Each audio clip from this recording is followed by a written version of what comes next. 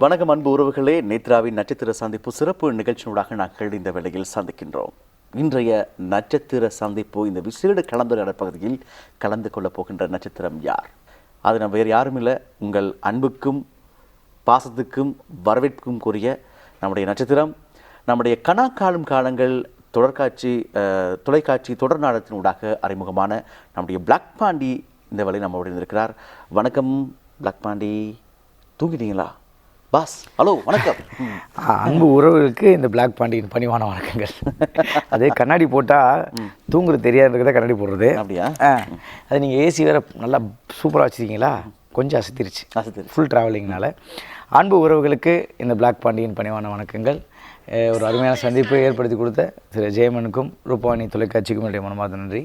ரொம்ப ரொம்ப சந்தோஷம். உண்மையிலே நாங்கள் இந்த கனா காணும் காலங்கள் அப்படின்ற தொலைக்காட்சி தொடர் நாடகம், இந்த ட்ராமா இருக்கு இல்லையா, ரொம்ப வரவேற்பு பெற்றது இலங்கை பொறுத்த மட்டும். இதை பார்க்காதவங்களும் இருக்க மாட்டாங்கன்னு சொல்கிற அளவுக்கு ரொம்ப ரீச்சான ஒரு நாடகம். அதான் ஏற்கனவே சொன்னது போல் இந்த 90s கிட்ஸுக்கு ரொம்பவே பிடித்த ஒரு நாடகம். இல்லை, இப்போ உங்கள் அப்பா கிட்ட பேசும்போது கூட அந்த ரிஃப்ளெக்ஷன் தெரிஞ்சுது. அதான் எல்லாருமே ரொம்ப ஆர்வமாக பார்த்த ஒரு நாடகம் அப்படின்னு சொல்லலாம். சரி, இப்போது அந்த நாடகத்துக்கான தொலைக்காட்சி தொடர் நாடகத்துக்கான வாய்ப்பு எப்படி கிடைச்சது, அதை கொஞ்சம் பகிர்ந்து கொள்வோமா அந்த அனுபவம்? நான் 99 நடிச்சிட்ருக்கேன். படங்கள் இப்போது கூடி வாழ்ந்தால் கூடி நன்மை, அதுதான் என்னுடைய அறிமுக படம். சினிமாவுக்கு நம்ம வாய்ப்புகள் தேடி முதல்ல கிடைச்ச படம் அதுதான். வடிவேல் அண்ணனுடைய மகனாக நடித்தேன், கோவை சர்லாகாவுடைய மகனாக நடிச்சிருந்தது. அதில் நாசர் சார், குஷ்பு மேடம், கரண் எல்லாருமே நடிச்சிருந்தாங்க. ஸோ அந்த படத்தின் வாய்ப்பு மூலிமா அப்புறம் தொடர்ச்சியாக பாலுமேந்திர சார் கதை நேரம், அண்ணாமலை, ராதிகா மேடத்துடைய சீரியல், கோலங்கள் தேவயானி மேடமுடைய சீரியல், அப்புறம் கில்லி, ஆட்டோகிராஃப், முருகா, லீ, இப்போ ஆட்டோகிராஃப் ரீரிலீஸ் ஆகுது கம்மிங் 21. ஸோ எல்லாமே இந்த மாதிரி படங்கள் நடிச்சிட்டு இருந்தவர்கள ரொம்ப நாள் அந்த தொலைக்காட்சியில் நம்ம முயற்சி பண்ணிட்டே இருந்துட்டோம். அப்போ இந்த மாதிரி ஸ்கூல் சம்மந்தப்பட்ட ஒரு கதை எடுக்க போகிறாங்கன்னு சொல்லும்போது அது முன்னாடி வேறு ஒரு கேஸ்டிங்கோடு அது ஆரம்பிக்கப்படுறதா இருந்துச்சு. அது ஒரு 2 வருஷம் அந்த பேச்சுவார்த்தைகள் போயிட்டே இருந்தது. நாங்கள் இந்த கம்பெனிகளுக்கு வாய்ப்பு தேடி போகும்போது அங்கேயும் எங்களோட ஃபோட்டோ கொடுத்து வச்சுருப்போம். அப்போ ஃபைனலாக சரி அது ஆரம்பிக்கலாமா வேண்டாமா, ஆரம்பிக்கலாம். இதில் ரமணகிரி வாசன் சொல்லிட்டு அவர் தான் இதை இனிஷியேட் பண்ணது. அவருடைய சிந்தனை முயற்சி இந்த மாதிரி ஸ்கூல் சம்மந்தப்பட்ட எப்போ எல்லா சீரியல்லையும் பார்த்திங்கன்னா அழுக, அவன் பொண்டாட்டி அவன் கூட்டு போகிறது, அவங்க இதில் இப்படி கலகம் ஊட்டுற மாதிரியே இருக்கும். ஸோ ஒரு இளமையான நாட்களை அவங்க பிரதிபலிக்கணும்னு ஆசைப்பட்டாங்க. அப்போ எதுவுமே செய்யலை. அந்த தொலைக்காட்சியில் என்ன பண்ணாங்கன்னா, அப்போது அந்த ரமணகிரி வாசன் சார் தான் முதல் இனிஷியேட்டிவ் எடுத்து அதுக்கு ஒரு டீம் ஃபார்ம் பண்ணி அப்புறம் ஆரம்பிக்கப்பட்டது. அதில் எங்களுக்கும் அப்போது கால் பண்ணாங்க. கால் பண்ண போகும்போது நேரில் எங்களுடைய இயக்குனர் பிரபு ராதாகிருஷ்ணன் இருக்கார், அவர்கிட்ட போய் பெர்ஃபார்ம் பண்ணி காமிச்சேன். நாங்கள் ஆல்ரெடி நடிச்சிட்டு இருக்கிறதுனால எப்பயுமே அந்த ரொட்டீன் எங்களுடைய ஆடிஷன் அப்போ நம்ம பேசி காட்டுறது உண்டு. ஸோ பாடி காட்டுறது, நடித்து காட்டுறது, மிமிக்ரி பண்ணுறது, அது மாதிரி சும்மா என்னென்னலாம் தெரியுமோ டேலண்ட் ஒன்றும். அப்போது திருநெல்வேலியில் சேர்ந்து ஒரு பையன் வர மாதிரி ஒரு கேரக்டர் இருக்குது. அது கேரக்டர் நேம் பாண்டி அப்படின்னு ஒரு கேரக்டர் இருக்குது. ஆக்சுவலாக என்னுடைய இயற்பெயர் லிங்கேஸ்வரன். ஆமாம், அதுக்கு முன்னாடி இருக்கிற கனா காணும் காலங்களுக்கு முன்னாடி இருக்கிற வரைக்கும் பார்த்திங்கன்னா லிங்கேஸ்வரன் தான் எல்லாத்துலேயும் டைட்டிலிங் வரும். ஸோ பாண்டி அப்படின்னு முதல்ல வரும்போது அதுலேயுமே கனா காணும் முதல் எபிசோட் லிங்கேஸ்வரன் தான் வரும். அப்புறம் அந்த எபிசோடு இன்க்ரீஸ் ஆக டெய்லி ஹிட் அடிக்க ஃபஸ்ட்டு ஒரு ஓப்பனிங்லேயே நல்ல ரிசல்ட் கிடச்சிது எங்களுக்கு. முதல் எபிசோட்லேயே நல்ல வியூஸ் போச்சு. ஏன்னா ப்ரொமோவில் பார்த்துட்டு அதுக்கப்புறம் தொடர்ச்சியாக பசங்களுடைய இது கொஞ்சம் கொஞ்சமாக டெவலப் ஆகுது இந்தியாவில். எங்களுக்கு அது பெரிய மாற்றத்தை கொடுக்குது. அப்போ எங்கே போனாலும் பைக்கில் தான் நாங்கள் போவோம் ஷூட்டிங் ஸ்பாட்டுக்கு. ஸோ இப்போ நானும் பச்சையும் ஒன்றா போயிட்டுருக்கும்போது லொக்கேஷன்ஸ் வீட்டிலேருந்து போகும்போது எல்லோரும் பாண்டி போகிறோம் அப்படின்னு சொல்லிட்டே இருப்பாங்க. ஸோ இப்போ என்னுடைய இயற்பெயர் மாறி பாண்டின்ற ஒரு விஷயம் உருவாகனால எங்கள் அப்பா சொல்லிகிட்டே இருப்பார், டே உனக்கு 3 எழுத்தில் ஒரு பேர் அமையும்டா அப்படின்னு சொல்லுவார். அப்படி அந்த பாண்டின்றதை டைட்டில் வச்சு தான் ஸ்டார்ட் பண்ணி போயிடுது. அப்புறம் சீரியலில் பிளாக் பாண்டி அப்படின்னு சொல்லும்போது கேரக்டராக சொல்கிறனால நிறைய இண்டஸ்ட்ரியில் நிறைய பாண்டி இருப்பாங்க. இப்போ ப்ரொடக்ஷன்லேயும் இருப்பாங்க, கேமரா அசிஸ்டன்ஸில் இருப்பாங்க, எல்லோரும் இருப்பாங்க. பாண்டினா எல்லாருமே திரும்புவோம். அப்போ இண்டிவிஜுவல் அட்டென்ஷனுக்காக இப்போ கேரக்டர் நேமாக பிளாக் பாண்டின்னு இருக்கிறனால ஸோ அந்த பிளாக் பாண்டி அப்படின்னு சொல்லிட்டு அதை அங்கேருந்து அந்த பேரை நம்ம திரைக்கு மாற்றியாச்சு. ஆனால் பட் சர்டிஃபிகேட் எல்லாத்துலேயுமே ஏன்னா அது நிறைய பெரிய ப்ராசஸ்னால இன்னும் கொஞ்சம் ஸ்ட்ராங் ஆகிட்டு அதை பண்ணலாம் அப்படின்னு சொல்லி வெயிட் பண்ணி வச்சிருக்கு. சரி, இப்போது பாண்டி அப்படின்ற நம்முடைய ஆர்டிஸ்ட்டை பிளாக் பாண்டி அப்படின்னு எல்லாரும் செல்லமாக ஆசையாக அன்பாரும் கூப்பிட்றாங்க. அந்த பிளாக் பாண்டின்றப்போ உங்களுக்கு ஹாப்பியாக இருக்கா, இல்லாட்டி என்ன நம்மளை பிளாக்னு சொல்கிறாங்க அப்படின்னு கோபமாக இருக்கா, லட்சுமா நகைச்சுவையாக? இல்லை, கண்டிப்பாக அந்த மாதிரி எந்த ஒரு சூழ்நிலையும் யோசிக்கிறது கிடையாது. இப்போ சில பேருக்கு நிழல்கள் ரவினா அவர் நடித்த படத்துலேருந்து ரவின்னு வரும். ஸோ இந்த மாதிரி இப்போ நிறைய பேருக்கு இருக்காங்க. அந்த மாதிரி இப்போ நம்ம வந்து இது இறைவன் கொடுத்த பெயர், மக்கள் எனக்காக சூட்டின பெயர் அப்படி தான் யோசிக்கிறேன். அப்போ அந்த பெயரை அதிகமாக உச்சரிக்க எனக்கு அது ஒரு ஆசையாக தான் இருக்குது. இன்னொன்று இப்போ நான் நிறைய பேர்ட்ட சொல்லுவேன் காமெடியாக, எங்க பிளாக் பாண்டின்னு சொல்கிறாங்க, பிளாக்குன்னு சொல்லுவோம் உங்களுக்கு கருப்பை எண்ணத்தை குறைய சொல்கிறது உங்களுக்கு இதெல்லாம் இல்லை. ஜேம்ஸ் பாண்ட் 007 மாதிரி black bond 008 Pandi black Pandi. நான் அப்படியே பிளான் பண்ணிட்டு இருந்தேன், யார் வந்திருக்காங்க அப்படின்னா பாண்டி பிளாக் பாண்டி. அது வந்து அது ஒரு இண்டிவிஜுவல் அட்டென்ஷன். இன்னொன்று எனக்கு ரொம்ப பிடிச்சதாக இருக்குது. எதுவுமே இப்போ எங்கள் அம்மா அப்பா வச்ச பெயராக இருந்தாலும் அதுவும் பிடிக்கும். ஸோ அதை தாண்டி இது வந்து மக்கள் கொடுத்த பெயர், மக்களுக்கு அறிஞ்ச பெயர்ன்றதுனால அது ரொம்ப கனெக்டடாக இருக்குது. ரொம்ப மகிழ்ச்சி பிளாக் பாண்டி. இப்போ நம்ம எப்பயுமே பாசிட்டிவ் தான். அதனால் வந்து எதையுமே நெகட்டிவாக எடுத்துக்கிறது கிடையாது. நமக்கு வர எல்லா விஷயங்களும் இறைவன் இன்னைக்கு இந்த சந்திப்புகளை ஜெயமன் கூட ஏற்படுத்தியிருக்காங்க ரூபவாணி மூலம்னா, இது வந்து மிகப்பெரிய நன்மை. இதுலேருந்து ஒரு நன்மை பிறக்கிறது தான் எனக்கு அந்த மாதிரி தான் எனக்கு கனெக்ட் ஆகிட்டு இருக்கும்.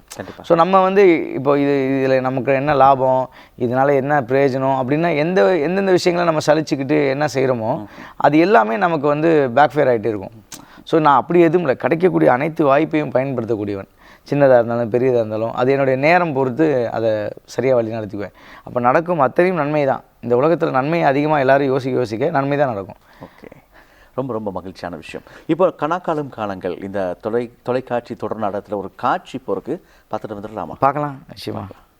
ஆரம்பிக்கலாமே. ஆனால் எனக்கு ஒரு டவுட்டு, இந்த புக்கில் இருக்க பாடம்லாம் உனக்கு தெரியுமா ராகவி?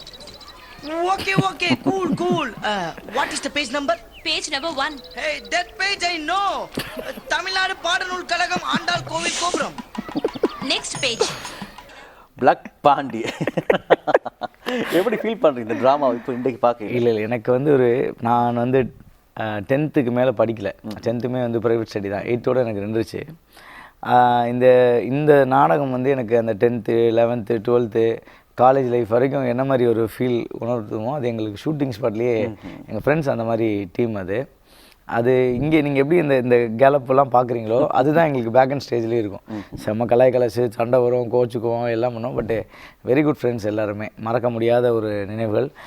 எத்தனை வருஷம் போனாலும் இன்னமும் வந்து எனக்கு அது எப்படி சொல்கிறது, அதை நடந்த விஷயங்கள், அங்கே பயணித்த விஷயங்கள் எல்லாமே ஒரு பக்கம் மகிழ்ச்சியாக இருந்தாலும் இன்னொரு பக்கம் கண்கலங்கக்கூடிய சில விஷயங்கள்லாம் நடந்திருக்கு. ஆனந்த கதைகள்லாம் எல்லாமே எப்படி சொல்கிறது, ஒரு மறக்க முடியாத விஷயம். அதில் கணக்காணும் காலங்கள் வந்து என்னுடைய எப்படி சொன்னால் ஒரு இதயம் நெருடிய என் வாழ்க்கை சூழலை திரைப்பயணத்தை மாற்றி எனக்கு ஒரு அங்கீகாரத்தை கொடுத்து, அங்காடி தெருன்ற ஒரு மிகப்பெரிய ஆளுமையான ஒரு படத்தில் எனக்கு ஒரு வாய்ப்பு ஏற்படுத்தி கொடுத்த ஒரு பெரிய பாலம் அது. ஸோ அந்த உழைப்பு வந்து இப்போ 24 மணி நேரத்தில் நீங்கள் பார்த்துட்ருக்கிறது உங்களுக்கு தெரியாது. எல்லாருமே வந்து ஆல்மோஸ்ட் நிறைய ஹவர்ஸ் அதுக்காக டெடிகேட் பண்ணோம். என்னுடைய பச்சை பாலா எங்கள் டீம் வந்து என்னென்னா most of thing first scene எங்களுக்கு தான் போடுவாங்க. நைட்டு 2 மணிக்கு ஷூட்டிங் முடியும். நாங்கள் அங்கேருந்து காலையில் 6 மணிலேருந்து நைட் 2 மணிக்கு ஷூட் இருக்கும். திருப்பி அந்த 2 மணிலேருந்து 4 மணி வரைக்கும் டப்பிங் போவோம். 2 hours தான் தூங்குவோம் மோஸ்ட்லி. ஷார்ட்டோட கேப்பில் தான் இந்த இப்போ காக்கா தூக்கம் தூங்கினேன்ல, அதுக்காக தான் நான் அதை சொன்னது. ஸோ அந்த மாதிரி காக்கா தூக்கம்னு சொல்லுவாங்க. கேப்பில் ஷார்ட் அடுத்து இப்போ ராகவி நடிச்சிட்டு இருந்தானா அந்த கேப்பில் நாங்கள் தூங்குவோம் கேப்பில். ஸோ அப்படி தான் எங்களுடைய லைஃப் ஸ்டைல் இதில் போச்சு. ஸோ அந்த உழைப்பு எங்களால் மறக்கவே முடியாது. அது எங்களுக்கு ஒரு பெரிய திரைப்பாடமாகவும் இருந்திருக்கு. திரைப்பயணத்தில் நம்ம கடந்து போகிறதுக்கான ஒவ்வொரு அனுசரணை, மனிதர்களை எப்படி சந்திக்கணும், மக்களை எப்படி மகிழ்விக்கணுன்ற அந்த ஒரு பகுதியை வந்து மிகப்பெரிய ஒரு பாலமாக ஏற்படுத்தி கொடுத்து. கண்டிப்பாக. இப்போது இந்த தொலைக்காட்சி தொடர் நாடகத்தில் உங்களுக்கு மிகப்பெரிய ஒரு வரவேற்பு கிடைத்தது. இந்த பழைய ஃப்ரெண்ட்ஸ்லாம் இப்போயும் மீட் பண்ணுறீங்களா? இப்போ எல்லாரும் எப்படி இருக்காங்க? நேற்று கூட ஒன்றி பேசினா, மச்சான் நீ ஸ்ரீலங்கா போகிறத பார்த்தேன்டா, கூப்பிட்றான்னு சொல்லிட்டு நான் நெக்ஸ்ட் டைம் கூப்பிடுவோம் வரேன்டா அப்படின்னா. ராகவி ஃபோன் பண்ணால் எல்லாம் ஃபேஸ்புக்கில் எல்லாம் வாட்ஸ்அப்பில். இப்போ நான் ராகவி ரீசெண்டாக ஒரு டிவோஷனல் ஆல்பம் டான்ஸ் ஆடி நடிச்சிருக்கோம், புருஷன் பொண்டாடியாக நடிச்சிருக்கோம். ஆமாம், அதனால் அது இப்போ மீட் பண்ணி பேசிகிட்டு இருந்தோம். ரொம்ப வருஷத்துக்கு 12 வருஷத்துக்கு அப்புறம் நாங்கள் மீட் பண்ணோம். பட் ஃபோனில் தான் டச்சில் இருக்கோம் மோஸ்ட்லி. இப்போ ஒரு பச்சை பேசுவான் அன்றைக்கே ஒரு நாள். அவன் வந்து இப்போது டைரக்ஷன் டிபார்ட்மெண்ட்டில் இருக்கிறான். கூடியுள்ள அவன் பெரிய டைரக்டராக வர்றதுக்கு வாய்ப்பு இருக்குது. அப்புறம் வந்து வினீத் வந்து, அதாவது இர்ஃபான் வந்து அவன் வந்து ஹீரோ கரெக்டான ப்ராஜெக்டுக்காக வெயிட் பண்ணிகிட்ருக்கான். எல்லாம் வருது, அவனுக்கு ப்ராப்பரான இது கிடைக்கல. கிறிஷெல்லாம் வந்து ஐடி ஃபீல்டுக்கு போயிட்டான், அந்த மாதிரியே போயிட்டான். ஜோ வந்து இப்போது ஆஸ்திரேலியாவில் இருக்கிறான். ஆமாம், பாலா வந்து இப்போது அப்பப்போ ஷார்ட் ஃபிலிம் டைரக்ட் பண்ணுறது, பிஹைண்ட் நோட்ஸில் அவனுக்கு வந்து வந்துகிட்ருக்கு. ஸோ அந்த மாதிரி அங்கே அந்த சார்ந்து அவங்கவுங்களுடைய வேலைகளை பார்த்துட்டு இருக்கிறாங்க. ரொம்ப மகிழ்ச்சி. ஏன்னா மக்களுடைய கேள்வியாக இருக்கும், இப்போ எல்லாம் என்ன பண்ணுறாங்க அப்படின்ற ஒரு எதிர்பார்ப்பு, ஆசை. இடையில ஒரு திருப்பி டீம் சேர்ந்து ஆரம்பிக்கிறதா இருந்துச்சு, கனா காணும் காலங்கள். அது ஃபஸ்ட்டு பேட்சை திருப்பி ஆரம்பிக்கிற மாதிரி இருந்தாங்க. அப்புறம் திருப்பி எங்களுடைய எல்லாருடைய டைம் ஷெட்யூலு எல்லாமே மாறிட்டதுனால அது அப்படியே கைவிடப்பட்டது. இப்போது இந்த கனாக்காலம் காலங்கள் இந்த தொடர் நாடகத்தை தொடர்ந்து உங்களுக்கு கிடைத்த நல்ல ரொம்ப அழகான ஒரு வரவேற்பு அப்படி சொல்லலாம். அங்காடித்தெரு அது எல்லாருக்குமே மனதை வருடக்கூடிய ஒரு அழகான ஒரு திரைப்படம், ரொம்ப அழகான ஒரு ஒரு ஒரு விஷயத்தை கொண்டு போய் சேர்த்துருக்கிற ஒரு திரைப்படம் அப்படின்னு சொல்லலாம். அதில் உங்களுடைய நடிப்பு மறக்கவே முடியாது. அந்த எக்ஸ்பீரியன்ஸ் எப்படி இருந்தது?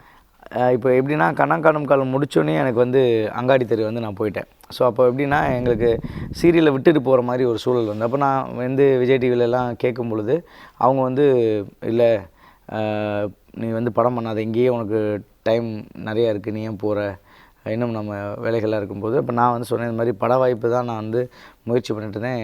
சீரியல் வந்து எனக்கு பெரிய வாய்ப்பு ஏற்படுத்தி கொடுத்துச்சு, இது நல்ல வாய்ப்பு, படம் முழுக்க ட்ராவலர் டைரக்டர் எல்லாருமே எனக்கு சீன் சொல்கிறாங்க, நீங்கள் எல்லாருமே ஆசீர்வதிக்கணும் நான் போகிறதுக்கு அப்படின்னு சொல்லிட்டு எல்லோரும் காலையில் விழுந்து ஆசீர்வாதம் வாங்கிட்டு அவங்களும் அனுமதிச்சாங்க. எப்படின்னா, நான் கனா காணும் காலங்கள் ஆல்ரெடி நம்ம 22 மணி நேரம் உழைச்சி பழக்கன்றதுனால பகலில் வந்து நான் வந்து கனா காணும் காலங்கள் வந்து நடிப்பேன், நைட்டு போய் அங்காடி தெரு நடிப்பேன். ஸோ அப்போ வந்து எனக்கு ரொட்டீன் ஒர்க்கை கண்டினியூவாக வந்து பண்ண அது தூக்கம் வந்து அங்கே பெருசாக இதில் உழைப்பு மட்டும் பயங்கரமாக இருந்தது. அந்த உழைப்பின் கூட நான் வந்து நல்ல அந்த படம் எங்களுக்கு ஒரு 6 மாதம் அப்படியே டிலே, அந்த செட் ஒர்க்கு அதுன்றதுனால டிலே ஆகிட்டே இருந்தது.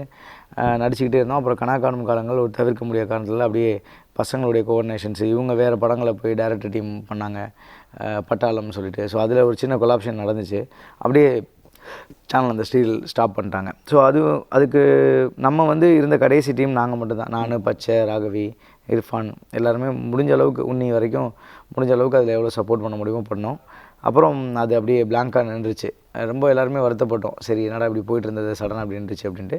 ஸோ அதோட தொடர்ச்சியாக எனக்கு அந்த அங்காடி தெரு வந்து என்னென்னா, எனக்கு வந்து ஒரு திரைப்பயணத்தை வலுவாக ஸ்ட்ராங் பண்ணி கொடுத்துச்சு. அங்காடி தெரு மிகப்பெரிய ஹிட்டு. தமிழ்நாடு, ஆந்திரா, கேரளா, கர்நாடகா மற்ற அதர் கண்ட்ரீஸ்லேயும் நமக்கு வந்து பெரிய பேர் எடுத்து கொடுத்துச்சு. அந்த உழைப்பு வந்து நான் இது என்ன நினச்ச சினிமாவுக்கு வந்தேனோ அதை எனக்கு முழுமையாக அடைய செய்தது. அதுக்கப்புறம் வந்து இப்போ தெய்வ திருமகள், சாட்டை, நீர்ப்பறவை, அப்புறம் வந்து பூஜை, இதெல்லாமே வந்து அடுத்தடுத்து எனக்கு தோழா எல்லாமே வரிசையாக ஒரு நல்ல பேர் எடுத்து கொடுத்தது அந்த இதில். இப்போ கிட்டத்தட்ட ஒரு 30 படம் ரிலீஸ்க்கு இருக்குது. ஸோ இப்போ அதர் கண்ட்ரீஸில் ரிலீஸ் ஆகுது பெரிய ஆட்கள் படம் மட்டும் தான் ரிலீஸ் ஆகும், பெரிய ஹீரோஸோடைய படம் தான் ரிலீஸ் ஆகும். ஸோ நான் சின்ன சின்ன படங்கள் எல்லாமே பண்ணிட்டேன். ஸோ அதனால் அந்த படங்கள் எல்லாமே கொஞ்சம் ரிலீஸ் ஆகிறதுக்கு தாமதமாகுது. பட் விரைவில் நல்ல நல்ல கேரக்டர்ஸ் பண்ணியிருக்கேன் அதில். ஸோ எனக்காக அது ரிலீஸ் ஆகும், நல்லபடியாக வரும். கண்டிப்பாக. அங்காடி தெரு திரைப்படத்தில் ஒரு அழகான ஒரு காட்சி இருக்குது, பார்க்கலாமா? சோபியா, ஐயோ என்ன பெருமாளே, ஒன்ன தானே தேடிக்கிட்டு இருந்தேன். ஒரே ஒரு காதல் கவிதை எழுதி கொடுனே. போல முடியாது. என்ன ஒரே ஒரு காதல் கவிதை எழுதி கொடுனே. எனக்கு தெரியாதுல. என்ன உன் கூட பிரகா தம்பிக்கு இத கூட செய்ய கூடாதே. எழுதி கொடுனே. எனக்கு எழுத படிக்க தெரியாதுல. போய் சொல்லாதனே. எழுதி கொடுனே. உங்கள சத்தியமா எனக்கு எழுத படிக்க தெரியாதுல. இல்ல கை நாட்டா நீ. வாங்கிட்ட போய் கேட்டேன் பாரு. போல போல மூஞ்சி மோரட்டையும் பாரு. ஐயோ சோபியா, ஐயோ கவிதை, ஐயோ. இல்ல மக்கா, உனக்கு என்ன பிரச்சனை? இல்ல மாப்ள, அர்ஜென்ட்டா ஒரு காதல் கவிதை வேணும்ல. எவன்ட்ட கேட்டாலும் எழுதி தர மாட்டேங்க. அது எழுதி கொடு மாப்ள. கவிதை எல்லாம் தெரியாதுல. லவ் பண்ற உனக்கு கவிதை தெரியும். அவளை பத்தி என்ன சொல்லட்டுமா? அவளை பத்தி கோடிக்கார பேர் லூசா பிடிச்சிருக்கு. அங்காடி தெரு திரைப்படத்திலிருந்து ஒரு அழகான ஒரு காட்சி பார்த்துருந்தோம். எப்படி இருக்கு அந்த நினைவு? இல்லை எல்லாமே எங்களுக்கு வந்து என்னென்னா, இப்போ நீங்கள் கதையாக பார்க்குறீங்க, எனக்கு அதுக்கு பின்னாடி இந்த இன்சிடென்ட்ஸ்லாம் ஓடிச்சு. எனக்கு டி நகரில் அங்கே வந்து ரொம்ப ஒரு நெருக்கமான ஏரியாவில் ஷூட் பண்ணது. இப்போ இந்த ஷூட்டிங் பண்ணும்போது மற்ற எல்லாமே வந்து இந்த யூனிஃபார்மோடு நடக்கும்போது உண்மையிலேயே அந்த ஸ்டோரில் வேலை பார்க்குறதுன்னு தான் நினச்சிப்பாங்க. என்னையை மட்டும் கண்டுபிடிச்சிருவாங்க. ஏன்னா அப்போ வந்து எல்லாருமே புதுசு, ஆல்மோஸ்ட் தெரியாதனால என்னையை மட்டும் எங்கேயா பிடிச்சி கண்ணா பாண்டி போயிட்டுருக்கான் அப்படின்னா அப்புறம் நான் சைடில் எனக்கு சில இடங்கள்லாம் வந்து பார்த்திங்கன்னா கேமரா ஹிடன் பண்ணி தான் எடுத்தாங்க. ஸோ அந்த மாதிரி ஒரு இது. இந்த வசந்தபாலன் சார் உண்மையிலேயே வந்து எப்படி சொல்லணும்னா, அவர் ஒரு கலா ரசிகன் தான் சொல்லணும். ஒவ்வொரு விஷயங்களுக்கும் வந்து அவ்வளோ மெனக்கெடுவார். நிறைய மானிட்டர்ஸ் பார்ப்பார். எங்களோட சீன்ஸில் மட்டும் என்னென்னா, முன்னாடியே அது கொஞ்சம் அவருடைய மைண்ட் செட் தெரிஞ்சனால எனக்கு ஈஸியாக இருந்துச்சு. இந்த சீன்ஸ்லாம் வந்து டே பாண்டி லவ் சீனு மிரட்டி விட்டுரு அப்படின்னுவார். ஸோ சார் பல லவ் பண்ணியிருக்கேன் சார், பார்த்துக்கலாம் சார் அப்படின்ட்டு அதில் வந்து சோஃபியோடு பண்ணது தான். இதுக்கப்புறம் ஒரு அந்த ரியாக்ஷன்ஸோடு வீட்டுக்கு இவ லெட்டரை முடிச்சுட்டு கீழே வருவா சோஃபியா. அப்படி வரும்பொழுது அங்கே ஒரு ரியாக்ஷன்ஸ் இருக்குது பாரு, உன் ஆனவன் வெயிட் பண்ணுறா பாருன்ற மாதிரி சொல்லுவாங்க. அந்த ரியாக்ஷன்ஸ் வந்து பர்டிகுலராக என்ன பண்ண போகிறான்னு சொல்லிட்டு டீமே வெயிட் பண்ணுறாங்க. நான் ஆக்ஷன் சொன்னதுக்கப்புறம் தான் பண்ணேன். நான் இப்போ டேரக்டர்கிட்ட சொல்லிக்கல, சார் நான் பண்ணுறேன் பாருங்க அப்படின்ட்டு. அவரே பொழிச்சு சிரிச்சிட்டார் ஸ்பாட்டில். எனக்கு அந்த திரைப்படத்தில் உங்களுடைய காட்சியில் அந்த ஸ்னேகாவுக்காக நீங்கள் ரொம்ப ட்ரை பண்ணி ரொம்ப அன்பாக உருகி கடைசியில் அவங்ககிட்ட போய் பேசுவீங்க இல்லையா, அந்த காட்சி எனக்கு ரொம்பவே மறக்க முடியாது. அதே போல் அங்கே இருக்க அந்த டான்ஸ் பண்ணுற விஷயங்கள் அந்த பாட்டில் ரொம்ப அழகான ஒரு திரைப்படம் இல்லையா? ஆமாம், இல்லை அது எப்படி சொல்லலாம், உண்மையான வாழ்வியல் அது. நம்ம இப்போது நிறைய அதுக்கு இந்த படத்துக்கு முன்னாடி நிறைய அதிசயத்தை மாற்றுச்சுன்னு சொல்லலாம். ஏன்னா ஒரு ட்ரெஸ் எடுக்கும் போகும்போது இவங்களாம் நின்று நமக்கு ட்ரெஸ்ஸு 10 ட்ரெஸ்ஸு பார்த்து எடுத்துருவோம். ஆனால் அந்த 10 ட்ரெஸ்ஸை காமிக்கிறவங்களுடைய வழி என்றைக்குமே யோசிக்க மாட்டோம். ஸோ இந்த பக்கம் இருக்கிறவங்களுடைய நிலையை மட்டும் யோசித்து இருக்கிறவங்களுக்கு அந்த பக்கத்தில் இருக்கிற வழியை சொன்ன படம் தான் அங்காடி தெரு. அதனால் எல்லாருக்குமே வந்து இது வந்து கடந்து போகக்கூடிய ஒரு சூழலாக தான் இருக்கும். எல்லாருமே போய் ஒரு பண்டிகைனா துணி எடுப்போம், ஸோ தன் குழந்தைக்கு பிறந்த நாள்னால் போய் துணி எடுப்போம். அந்த மாதிரி எல்லா விஷயங்களையும் கனெக்ட் பண்ண ஒரு படம். அது உலகம் முழுக்க எனக்கு ஒரு பெரிய அங்கீகாரத்தை ஏற்படுத்தி கொடுத்துச்சு. இப்போ நம்ம வெளிநாடுகள் போகும்போது கூட அது ஒரு மிகப்பெரிய ஒரு அங்கீகாரத்தை கொடுத்தது. இப்போது எனக்கு பிடித்த ஒரு காட்சி நம்ம தயாரிப்பாளர் சஜா ரெடியாக வச்சுருக்காரு, பார்ப்போமா? பார்ப்போம். செந்தில் முருகன் ஸ்டோர்ஸ்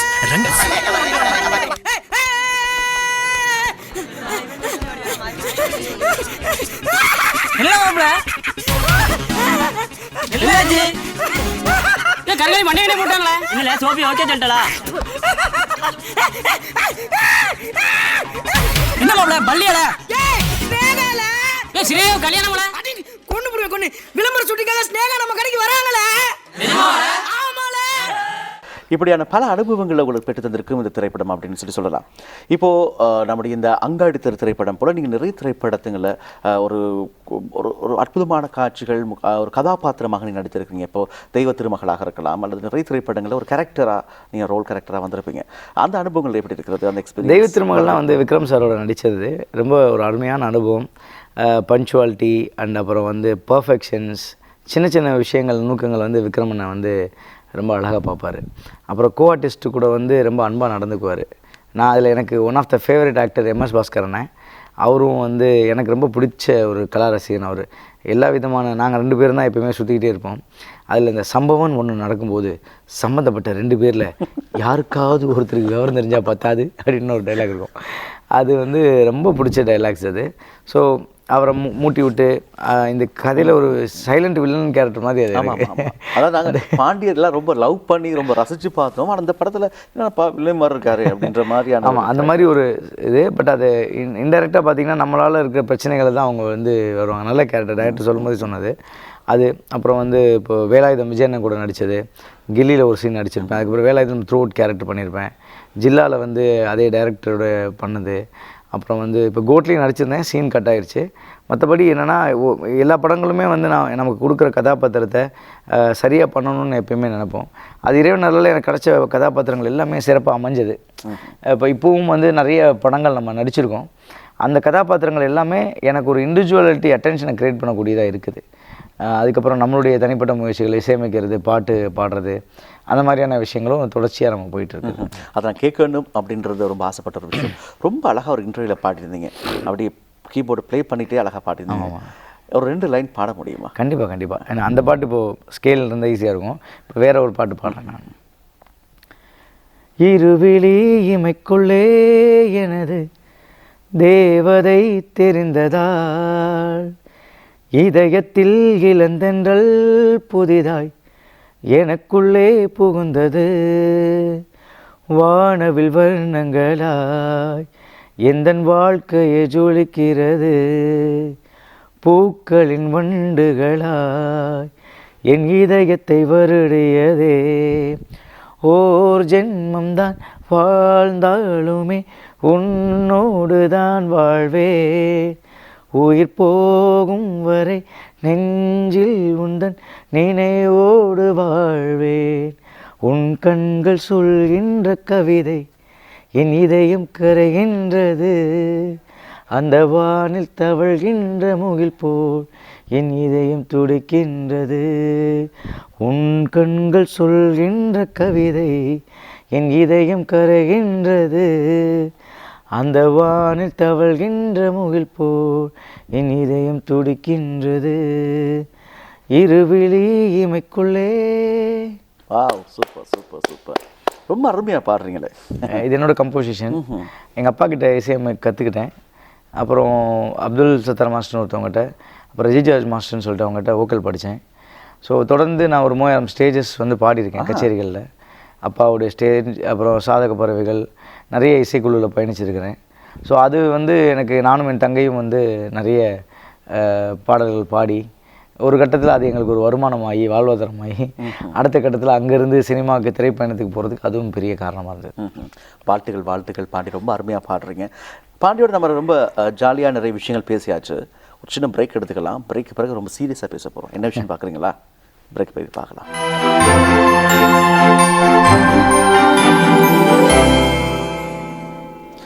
நேத்ராவின் நட்சத்திர சந்திப்பு சிறப்பு நிகழ்ச்சியோடாக இணைந்திருக்கின்றோம். தென்னிந்திய நட்சத்திரம் நம்முடைய பிளாக் பாண்டி அவர்கள் இன்றைய தினம் நம்முடைய கழகத்துக்கு வந்திருக்கிறார். அவர்கிட்ட நிறைய விஷயங்கள் பேசி வண்ணமாக இருக்கிறோம்.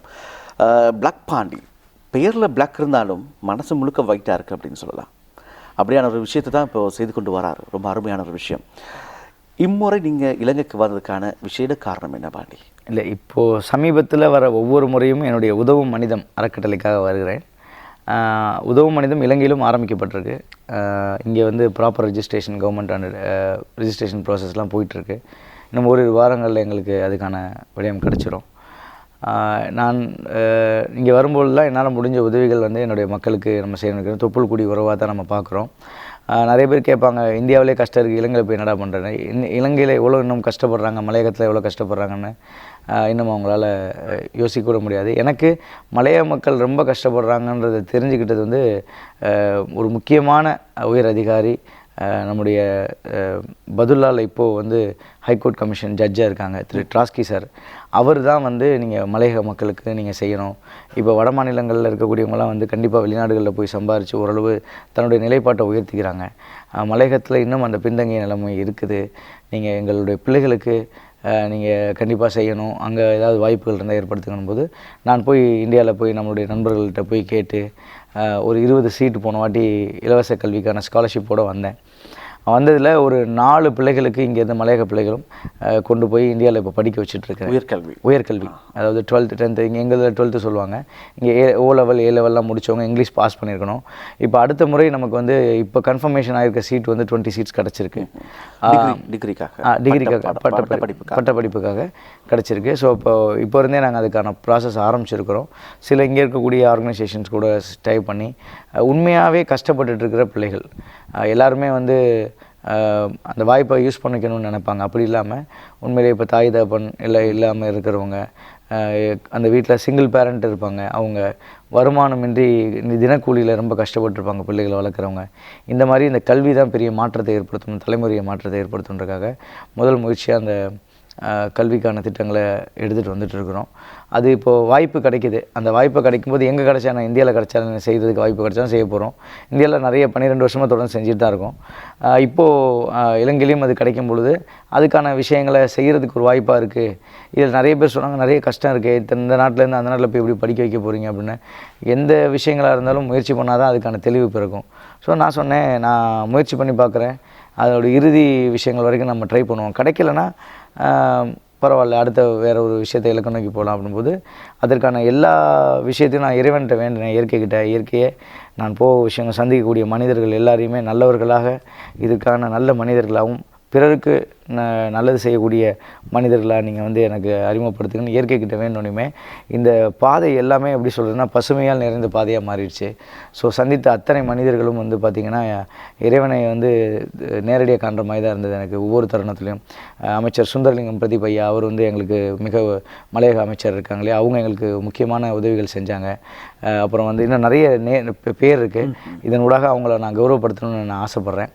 அதற்கு எனக்கு நீங்கள் அனுமதிக்கணும். கண்டிப்பாக இறுதியில் அவங்க பேரை நான் சொல்லணும். கண்டிப்பாக. என்ன ரீசன்னா, இன்னும் அதற்கான சந்திப்புகள், அந்த அவங்களுடைய அந்த எண்ண பிரதிபலிப்புகள், மக்களுக்கு நல்லது செய்ய வேண்டும்னு சொல்லக்கூடிய அந்த உறவு, எங்களுடைய எண்ணம் சார்ந்து அவங்களுடைய எண்ணமும் இருக்கிறதால ரொம்ப ஈஸியாக கனெக்ட் பண்ணி இப்போ முதல் முயற்சியாக 4 பிள்ளைகளுக்கு வந்து நம்ம இந்தியாவில் உயர்கல்வியை நம்ம கொடுத்துருக்குறோம்.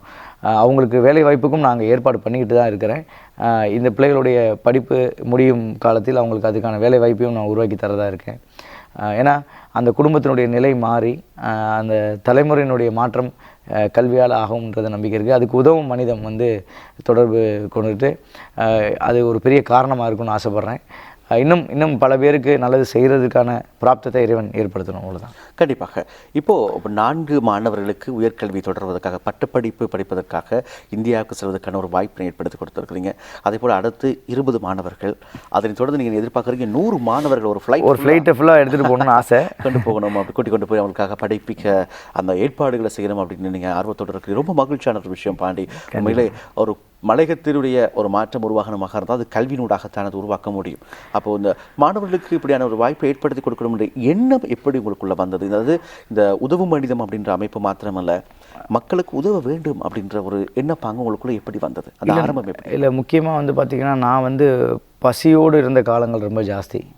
எங்களுக்கு நாங்கள் கஷ்டப்படும் பொழுது பல உறவுகள் எங்களுக்கு ஹெல்ப் பண்ணியிருக்காங்க. இப்போ இந்த உறவுகளை நம்ம என்ன சொல்லுவோன்னா, இந்த எனக்கு யாருமே இல்லை, நானாக உழைச்சி நானாக என் செங்கலை செதுக்குனேன்னு என்னால் சொல்ல முடியாது.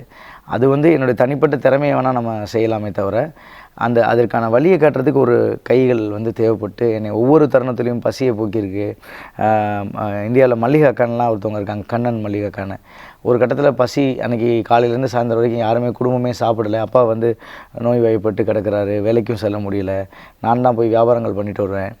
அப்போ அந்த நேரங்களில் வந்து போய் அக்கா ஒரு 500 கடன் இருக்குமான்ற நேரத்தில் ஒரு 1000 பணத்தை கொடுத்து வீட்டில் இருக்க மளிகை ஜாமான் எடுத்து கொடுத்து கண் கலங்கி அந்த காட்சிகளில் நம்ம கடந்து வரும்பொழுது ஒவ்வொரு உறவுகளும் நமக்கு இறைவன் எங்கேயோ ஒரு இடத்துல அந்த நொடியை கடக்கிறதுக்கு வழி செஞ்சுருக்கிறாரு. அப்போது அந்த உறவுகள் எப்படி நமக்கு வந்து செஞ்சாங்க, நான் சொல்கிறத பொய்ன்னு நம்பி கூட அவங்க செய்யாமல் இருந்திருக்கலாமே. அப்போ அந்த தருணத்தில் நம்மளுடைய உண்மையை புரிஞ்சுக்கிட்டு அவங்க நம்மளை அந்த அந்த சூழ்நிலையை கடந்து இன்றைக்கி உங்கள் முன்னாடி பிளாக் பாண்டியாக வந்திருக்கேன்னா பல உறவுகள் என்னை வந்து வழி நடத்தியிருக்கிறாங்க. இப்படி போ, இந்த பக்கம் போகாத, இப்படி செய், இப்படி போ, ஒரு பள்ளம் இருக்கும், இந்த பக்கம் போகாத, அந்த பக்கம் போ, மேலே ஏறு, இப்படின்னு பல உறவுகள் வந்து எனக்கு ஆதரவு கொடுத்துருக்குறாங்க. அப்போ நான் மட்டுமே இதில் ஜெயித்தேன், நான் மட்டும்தான் காரணம் இல்லாமல் இத்தனை உறவுகள் கடவுள் எனக்கு அனுப்பிச்சு ஒரு அங்கீகாரத்தை கொடுக்கறதுக்கு ஒரு இடத்துக்கு வந்ததுக்கப்புறம் நான் சமூகத்திலிருந்து நிறைய எடுத்துக்கிட்டதுக்கப்புறம் இந்த சமூகத்துக்கு என்னால் ஆனதை நான் என்ன செய்யணுன்றதை யோசிக்கிறதான உண்மையான நன்றி கடன். அப்போ நான் எப்படி இதை பார்க்குறேன் அப்படின்னா, ஊருக்கு வேணால் நான் காமெடி ஆர்டிஸ்டாக இருக்க போகிறேன், உள்ளுக்குள்ளே நான் ஹீரோடா அப்படின்ற மாதிரி ஒரு மனசுக்குள்ளே இருக்கும். நான் என்னால் முடிஞ்ச அளவுக்கு அந்த நன்மைகளை செய்யணும்னு நினைக்கிறேன். இப்போ எனக்கும் கஷ்டங்கள் இருக்க தான் செய்யும். எல்லாம் கேட்பாங்க, இவன் பெரிய ஆர்டிஸ்ட்டா, இவன் என்ன பண்ணுறான், இதனால் இவனுக்கு என்ன பெனிஃபிட் எல்லாம் யோசிப்பாங்க. நான் எந்த பெனிஃபிட்டையும் எதிர்பார்க்க போகிறதில்ல. என்னால் இப்போ இந்த பிள்ளைங்களுக்கு வந்து நான் 4 பிள்ளைங்களுக்கு இங்கே இந்திய காசுக்கு வருஷத்துக்கு வந்து அவங்களுக்கு வந்து ஒரு 1.5 to 2 லட்ச ரூபா ஆகுது. அப்போ இந்திய மணிக்கு அப்போ நியர்லி பார்த்திங்கன்னா இங்கே காசுக்கு ஒரு 6-7 லட்ச ரூபா கிட்ட ஆகுது. அப்போ 3 வருஷம் படிக்கிறாங்கன்னா அது நியர்லி 21 லட்ச ரூபா அவங்களுக்கு. அது போக சாப்பிட்றது தங்குறது பார்த்திங்கன்னா அது தனியாக 1 லட்ச ரூபா கிட்ட வருது. அப்போது ஓவராலாக ஒரு மாணவர்களுக்கு இந்திய மதிப்பில் ஒரு வருஷத்துக்கு 2,60,000 கிட்ட வருது, ஒரு வருஷத்துக்கு வருது அவங்களுக்கு. அப்போ 3 வருஷத்துக்கும் போது 9 லட்ச ரூபா நியர்லி அவங்களுக்கு வந்துடுது. அப்போ இங்கே காசுக்கு நியர்லி 30 லட்ச ரூபாய்க்கு வந்து நான் அந்த கல்வியை ஏற்படுத்தி கொடுக்குறேன். என் பாக்கெட்டில் இருந்து செய்யலைனாலும் அதற்கான வாய்ப்பு எனக்கு இருக்குது. நான் நிறைய நண்பர்களை சம்பிச்சு இருக்கும்போது, ஐயா நீங்கள் எனக்கு கொடுங்க, அந்த பிள்ளைகளுக்கு படிப்பு கொடுங்க, அவங்களுக்கு தங்குறதுக்கு சாப்பாடுக்கு நீங்கள் வழி செய்யுங்க, இப்படி என்னால் ஏற்படுத்த முடியுது. அப்போ அந்த வாய்ப்பு கிடைச்சும் நான் செய்யலைன்னா நான் இந்த பிரபஞ்சத்துக்கும் இந்த இயற்கைக்கும் செய்கிற துரோகம் இல்லையா? அப்போது இன்னும் இதை அதிகப்படுத்துறதுக்கான முயற்சியை ஏற்படுத்திகிட்டே இருக்கேன். இன்னும் நிறைய உள்ளங்களையும், ஏன்னா இப்போ வந்து பெறுபவர்கள் வந்து உதவி பெறுபவர்கள் வந்து அதிகமாக இருக்கிறாங்க, உதவி கொடுப்பவர்கள்ன்றவங்க ரொம்ப கம்மியாக இருக்காங்க. அப்போ உலக நாடுகளில் இப்போ இந்த அடுத்து ஒரு இலங்கையில் வந்த மாதிரி இப்போது லண்டன், ஃப்ரான்ஸ், ஜெர்மன் எல்லாமே போகக்கூடிய ஒரு வாய்ப்பை ஏற்படுத்திகிட்டு இருக்கேன். ஏன்னா அது ஜனவரி மாதம் ஒரு பயணம் இருக்குது. அது இந்தியன் ரெகுலேஷன் படி அங்கே உள்ள அந்த FCRA ரெகுலாரிட்டிக்குள்ளே நம்ம சில விஷயங்கள் செய்ய வேண்டியிருக்கு. அதுக்கப்புறம் இலங்கையிலையும் நம்ம பண்ணிகிட்டு இருக்கிறதுனால இலங்கைக்கான தனியாக இப்போது அங்கே இருக்கிற மணியை இலங்கைக்கு யூஸ் பண்ண முடியாது, இலங்கையில் இருக்க மணியை அங்கே யூஸ் பண்ண முடியாது. ஸோ ரெண்டையும் செப்பரேட் பாதையை நம்ம க்ரியேட் பண்ணி அதுக்கான அக்கௌண்டிங் எல்லாமே ப்ராப்பராக ஆடிட்டிங் மூலிமா நம்ம ரெஜிஸ்டர் பண்ணி ஒரு நியாயமான ஒரு நேர்மையான ஒரு வழிகளை வந்து உருவாக்கி நல்ல உள்ளங்களை அனைவரையும் ஒன்றிணைச்சு, இப்போது நான் என் குரூப்பில் வந்து என்ன பண்ணுவேன், இன்றைக்கி ஒருத்தவங்களுக்கு பசிக்கு வந்து சாப்பாடுக்கு உதவி தேவைப்படுது, அவர்களுக்கு மளிகை ஜாமான் வாங்கி கொடுக்கறதுக்கு ஒரு 3,000 ரூபா தேவை அப்படின்னா இந்திய மதிப்பில் உடனே ஒருத்தர் ஒரு 500 ரூபா போடுவார், இன்னொருத்தர் 1000 ரூபா போடுவார். இதை அதிகப்படுத்தணும்னு ஆசைப்பட்றேன். அப்போது எல்லாரும் சேர்ந்து அந்த உதவிகள் செய்யணும். ஒரு 10 பேர் சேர்ந்து ஈஸியாக ஒரு விஷயத்தை செய்யலாம்.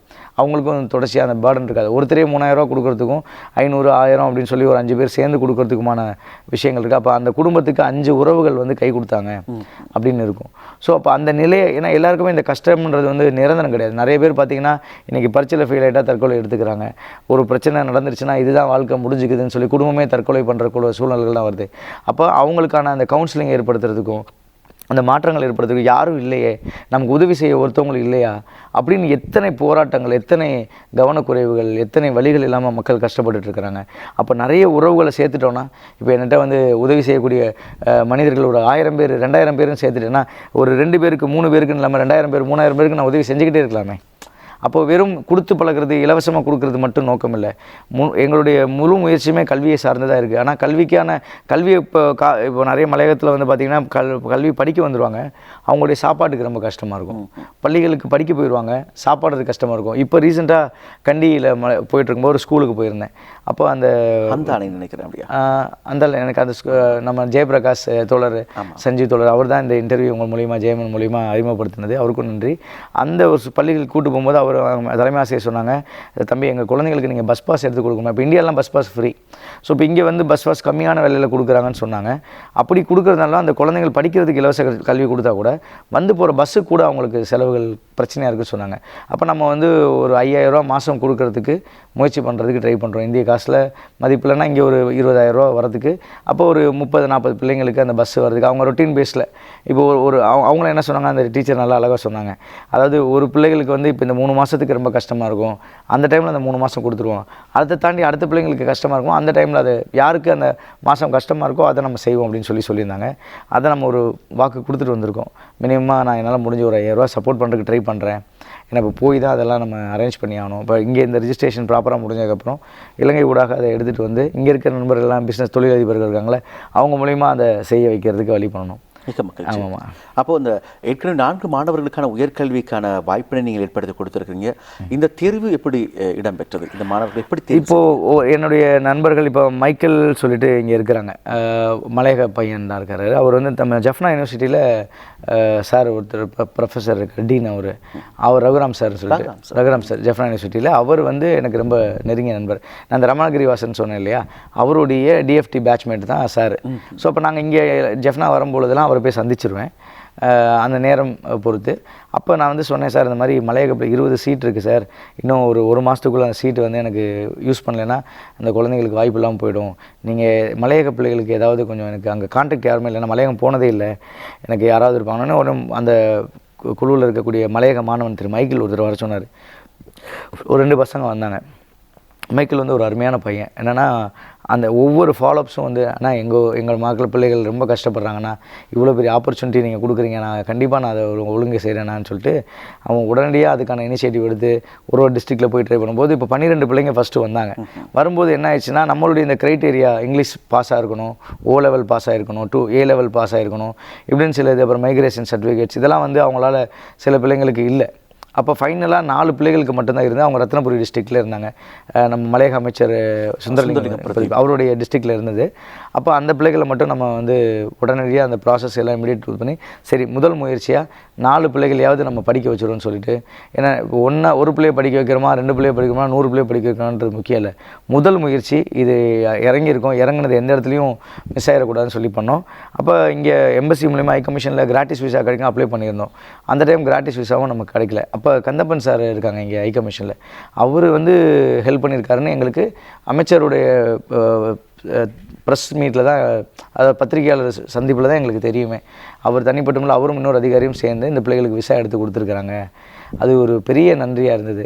ஏன்னா அந்த ஒரு விஷயம் ரொம்ப லேட் ஆகிட்டே இருந்தது எங்களுக்கு, அப்புறம் அது கிடச்சிருச்சு. அவங்களுக்கும் இந்த நேரத்தில் நன்றி சொல்லிக்கிறேன். ஏன்னா ஒரு பெரிய தேங்க்ஸ் நோட் இருக்குது எனக்கு. ஸோ அதை வந்து நான் ஏன்னா இந்த இலங்கைக்கு வந்தபோது முதல்ல நீங்கள் கூட்டிகிட்டு வந்தது உதயரூபன் சொல்லிட்டு யாழ்ப்பாணத்தில் இருக்கிறாரு, இப்போ லண்டனில் இருக்கார்.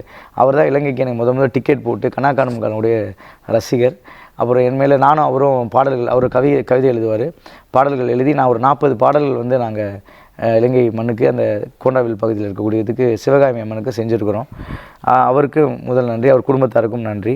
அப்புறம் எனக்கு இந்த வாய்ப்பை படிக்கிறதுக்கான வாய்ப்பை கொடுத்த எங்களுடைய அன்னை வேளாங்கண்ணி இன்ஸ்டியூஷன் திரு தேவானந்த், அவருக்கு நன்றி சொல்லிக்கிறேன். இல்லை.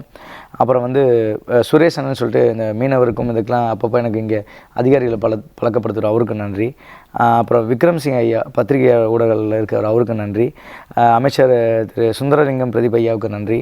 முக்கியமாக இந்த மலையக பிள்ளைங்களுக்கு நீங்கள் செய்யணும் தேடணும்னு சொல்லி என்ற ஒரு 4 மணி நேரம் மலையகத்தினுடைய வாழ்வியலை பற்றி பேசின எங்களுடைய நீதிபதி ஐயா திரு ட்ராஸ்கி சார் அவர்களுக்கு நாங்கள் நன்றி கடன் பட்டிருக்கிறோம். ஸோ அவருக்கு இந்த நேரத்தில் அப்படிப்பட்ட ஒரு மனிதரை என் வாழ்நாளில் நான் சந்தித்ததே கிடையாது. அதாவது அவர் தமிழுக்கு மட்டும் இல்லை, எங்களுடைய சிங்கள பிள்ளைகளும் நீங்கள் வந்து படிப்பை கொடுக்கணும்னு சொல்லி எங்களுக்கு சொன்னது. அடுத்த முறை சிங்கள பிள்ளைகளுக்கும் தமிழ் பிள்ளைங்களுக்கு இஸ்லாத்து சார்ந்த பிள்ளைகளுக்கு எல்லாத்துக்குமே வாய்ப்புகள் படிக்கிறதுக்கு எந்தெந்த வழிகள்லாம் இருக்கோ செய்யலான்னு ஒரு முயற்சி எடுத்திருக்கிறோம். Kandappan sir, Indian embassy high commissions, deputy consulate Jaffna Nagarajan sir, அப்புறம் நித்யா அங்கே இருக்கக்கூடிய டெபுட்டி கான்சுலேட் அவங்களுக்கு நன்றி. ரம்யாவுக்கு நன்றி. அப்புறம் ஷெஷாம் சொல்லிட்டு அவருக்கு நன்றி. தினேஷ் இங்கே பிஸ்னஸ் பண்ணிகிட்ருக்கிறாங்க, சிப்ஸ் வியாபாரம், அவருக்கு நன்றி. தேவா டூர்ஸ் அண்ட் ட்ராவல்ஸ் பண்ணியிருக்காரு, அவருக்கு நன்றி. ஏன்னா ஆனால் இந்த கிரைசிஸ் அப்போ இவங்கெல்லாம் மிகப்பெரிய எனக்கு பலமாக இருந்தாங்க. கிட்டத்தட்ட ஒரு 550 குடும்பங்களுக்கு நாங்கள் இங்கே வந்து உணவு பொதிகள் கொடுத்தோம். அது வந்து ஒரு பெரிய விஷயம். அப்புறம் தம்பிமுத்து அறக்கட்டளைன்னு சொல்லிட்டு நெடுங்கணியில் இருக்காங்க, மங்கை தம்பிமுத்து அக்கா, அவங்களுக்கு நன்றி, அவங்க டீமுக்கு நன்றி. நெடுங்கணி மக்களுக்கு நன்றி. முரளியண்ணனுக்கு நன்றி. தியாகி அறக்கட்டளை ஜெஃப்னாவில் இருக்காங்க, அவங்களுக்கு நன்றி. அப்புறம் விஜயராஜா அண்ணன் வந்து கல்முனையில் இருக்கிறார், அவரும் எங்களுக்கு பார்த்திங்கன்னா மாதம் அவர் மஸ்கட்லேருந்து இந்தியாவுக்கு உதவி செஞ்சுட்ருக்கிறாரு, அவருக்கு நன்றி. ஷியாமண்ணனுக்கு நன்றி. சித்திகண்ணனுக்கு நன்றி. ஹயன் நம்ம கஜன் வந்து ஜெஃப்னாவில் இருக்கார், அவருக்கு நன்றி. சுதனுக்கு நன்றி. ஜெனோஷனுக்கு நன்றி. டீன் எங்களுக்கு இந்த ப்ராசஸ் எல்லாம் செஞ்சு கொடுத்த ஆடிட்டர் டீன் மாஸ் அசோசியேட்ஸ், அவங்களுக்கு நன்றி. அப்புறம் இங்கே ஒரு வழக்கறிஞர் திரு கேபிஎஸ் ஞான கணேஷ் ராஜன் ஐயாவுக்கு நன்றி. பாலாண்ணா கோபிகோ ட்ரஸ்ட்டுக்கு நன்றி. சதாகுமார் அண்ணனுக்கு, சாந்தகுமார் அண்ணனுக்கு நன்றி. தோழர் யாழினிக்கு நன்றி. தோழர் வசந்த் அவர்களுக்கு நன்றி. சிவபிரகாசம் சாருக்கு நன்றி. ஃபாசல் அண்ணனுக்கு நன்றி. ரகுராம் சார் யுனிவர்சிட்டி ஜெஃப்னா யூனிவர்சிட்டிக்கு நன்றி. செல்வான லண்டன் அவருக்கு நன்றி. அப்புறம் மைக்கேல் தம்பி, என்னுடைய டீம் அலி, சச்சின், எங்களுடைய உதவ மனிதம் டீம் இங்கே இருக்காங்க, சுபாவாஷினி, எல்லாத்துக்குமே நன்றி. அப்புறம் வந்து இன்னும் நிறைய பேர், எனக்கு பேர் சொல்ல மறந்துட்டேன்னா மன்னிச்சிடுங்க, நிறைய பேர் எங்களுக்கு உதவிகள் செஞ்சுருக்கிறாங்க. அத்தனை பேருக்கும் எங்களுடைய மனமார்ந்த நன்றி தெரிவிக்க. இப்போது எங்களுக்கு ஒரு நல்ல உறவுகள் நம்ம ஜெயபிரகாஷ் அந்த சஞ்சீவ்குமார் அவங்களும் அங்கே ஒரு எஜுகேஷனுக்காக ரொம்பவே மெனக்கெட்டுருக்கிறாங்க, அவங்களுக்கு எங்களுடைய நன்றி. அப்புறம் வந்து இங்கே ரத்தின்னு சொல்லிட்டு இருக்காங்க, அவங்களுக்கு நன்றி. எல்லாமே இப்போ அடுத்த டீம் எல்லாமே செட் பண்ணிட்டேன். ஸோ இன்னும் எளிமையாக இவங்க எல்லாத்துக்குமே வந்து பிள்ளைகளை கல்வி கிடைக்கிறதுக்கான விஷயத்தை வெகு விரைவில் நம்ம உதவ மனித மூலிமா செய்வோம். நிச்சயமாக. உண்மையில் திருவாளர் ஜெயபிரகாஷ் அவர் மாத்தளை மாவட்டத்தில் இருக்க பாடசாலைகளுக்காக அவர் மிகப்பெரிய அவருடைய பண்ணும்போது பார்த்துட்டு நான் மலையகத்துக்கு என்னை கூட்டு போனாங்க. அங்கே உள்ள மலையக மக்களுக்கு கஷ்டப்படுறாங்க, அந்த தண்ணி கூட இல்லாமல் எவ்வளோ கஷ்டப்படுறாங்கலாம் காமிச்சாங்க. நான் ஒவ்வொரு இனிஷியேட்டிவாக பண்ணுறேன். ஏன்னா நம்ம வந்து ஃபேக்காக ஒரு கமிட்மெண்ட் கொடுத்துடக்கூடாது. நான் இதை பண்ணுறேன் அதை பண்ணுறேன்னு சொன்னால் மக்களுக்கு வந்து என்னென்னா பாண்டி நடிகர் இந்தியாவிலேருந்து வந்திருக்காரு, அதை செய்கிறாருன்னு ஒரு தவறான நம்பிக்கை ஏற்படுத்தக்கூடாது. எங்களால் ஒரு வாய் சாப்பாடு ஊட்ட முடியும்னா அதை தான் சொல்ல முடியும். கண்டிப்பாக இன்றைக்கி லெவலில் என்ன செய்ய முடியுமோ அதுதான். கண்டிப்பாக பெரிய அளவில் மாற்றத்தை ஏற்படுத்தணுன்ற நம்பிக்கை இருக்குது. அது சிறு துளி பெருவெள்ளம் மாதிரி இப்போ சின்னதில் ஆரம்பிச்சிருக்கிறோம். கண்டிப்பாக அது பெரிய மாற்றத்தை உருவாக்கும். நிச்சயமாக. திரு ஜெயபிரகாஷ் அவர்கள் மாத்தளை மாவட்டம், அதே போல் திரு சஞ்சுகுமார் அவர்கள் கண்டி மாவட்டம், நாங்கள் மூவருமாக இணைந்து, நான் நுவர்லியா மாவட்டம் பாடசாலை மாணவர்களுக்காக இப்படியாக மூவருமாக இணைந்து 3 மாவட்டங்களையும் சேர்ந்து முடியுமான சில விஷயங்களை செய்து சொன்னாங்க. ஆகவே உங்களுடைய உதவும் மனிதமூடாக நாடு முழுவதும் நாங்கள் சேவையை செய்வோம். நிச்சயமாக. அதே போல் நீங்கள் சொன்னது போல் மலையக மாணவர்கள், அதே போல் சிங்கள மாணவர்கள், அதே போல் இஸ்லாமிய மாணவர்கள், வறுமையில் கஷ்டப்படுற மாணவர்களுக்காக கல்வியை கொடுப்போம். கல்வியை கொடுக்கறது நம்மளுடைய முக்கிய கடமை. என்னென்னா அதில் வந்து மொழி, இனம், பேதம் எதுவுமே வேண்டாம். இதில் வந்து இப்போ இந்த மொழியை சண்டை, அந்த மொழி, இது நம்ம வந்து நடந்ததையோ இல்லை கடந்ததையோ பேச வேண்டாம். இனி நடக்க போகிற நல்லவைகளை பற்றி பேசுவோம்ன்றதான் என்னுடைய முயற்சி. அதற்கு ஒரு தமிழனாக நான் பெருமை கொள்கிறேன். அதுக்கு எல்லா விதமாகவும் நான் ஒரு அன்பின் பந்தத்தை ஏற்படுத்துறதுக்கும், அன்னை தெரசா சொல்லுவாங்க உலக இதில் வந்து எப்படி சொல்லுவாங்களோ எல்லாருக்குமே அன்பின் வழியே எல்லாத்தையும் போதிக்கணும் அப்படின்ற விஷயங்களை, அதுதான் நான் வந்து அடுத்த கட்டத்தை முயற்சிக்கிறேன். எங்களுடைய ரோல் மாடல் அப்படின்னா எங்கள் அப்பா, குடும்பத்தின் ரீதியாக எங்களுடைய தலைமையில் இருக்கிறவர். அதுக்கப்புறம் நான் ரொம்ப நேசிக்கக்கூடிய 2 மேதாதிகள் அப்படின்னு சொல்லலாம். எங்களுடைய மேதகு அப்துல் கலாம் ஐயாவுடைய வார்த்தைகள், பிறப்பு சாதாரணமாக இருக்கலாம், இறப்பு சரித்திரமாக இருக்க வேண்டும் என்ற வார்த்தையை எடுத்துக்கொண்டு எங்களுடைய புரட்சித் தலைவர் எம்ஜிஆர் அவருடைய நம் தேவையே பிறரின் நன்மைதான்ற வார்த்தை 2 வார்த்தையை மட்டும் தான் என் வாழ்க்கையில் எடுத்துக்கிட்டேன். அதை நோக்கிய பயணம் போய்கொண்டே இருக்குது. நிச்சயமாக வந்து ஒரு மிகப்பெரிய மாற்றத்தை என்னால் உருவாக்க முடியுன்ற நம்பிக்கையோடு சிறு மாற்றத்தை உருவாக்கிட்டு இருக்கேன்.